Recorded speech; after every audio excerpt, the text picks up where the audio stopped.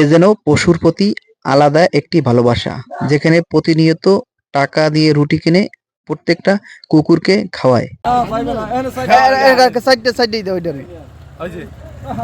বলছিলাম হানা আকনের কথা। প্রতিনিয়ত তিনি এই রুটি 30, 40 এবং 50, 60, 70, 90, 100 টাকা পর্যন্ত খাওয়ান এবং এই রুটিটা একজন পথচারীর কাছে দিয়ে যান যে এটা তোমরা খাও। প্রতিনিয়ত তিনি এই কাজ করে থাকেন।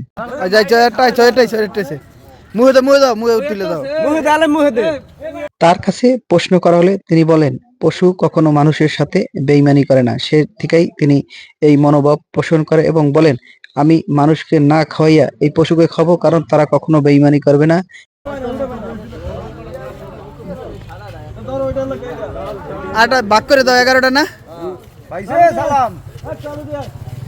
কুকুরের প্রতি এরকম ভালোবাসা নজির স্থাপন করছেন তিনি হানা আকন, এবং তিনি আজ কাজের ফাঁকে চলে যাওয়ায় এই রুটি কিনে একজনের কাছে দিয়ে যান, বলেন যে এই কুকুরগুলোকে খাওয়ান। এবং এই কুকুরকে খাবার দেখার জন্য অনেকেই শরণার্থী, দর্শনার্থী তারা ভিড় করেন এবং এই খাবার দেখেন।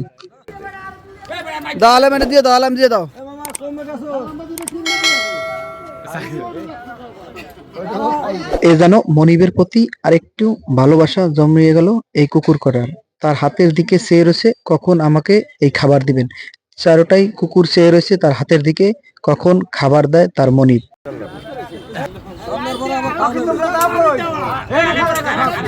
প্রতিনিয়ত এই পশুকে খাবার কিনে দেওয়ায় মানুষের মাঝেও তার একটি সুনাম রয়ে গেছেন এবং তিনি এই খাবার দিতে থাকেন প্রতিনিয়ত।